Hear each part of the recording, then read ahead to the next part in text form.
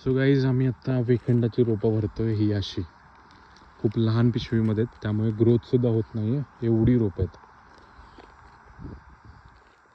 So अशी फाडली जाते पिशवी आणि इथं अशी ठेवणार आपण. जर गरज असेल, खालचा एरिया कडक असेल तर खालचा एरिया रूट बॉल जो आहे तो तुम्ही रिलीज करू शकता थोडासा. आता या केसमध्ये आपल्याकडे खूप चांगल्या पद्धतीनं पाणी बसले, त्यामुळे आपण जास्त कट करत नाही खालच्या बाजूने. आणि ही अशी माती थोडीशी टाकायची त्याच्यामध्ये.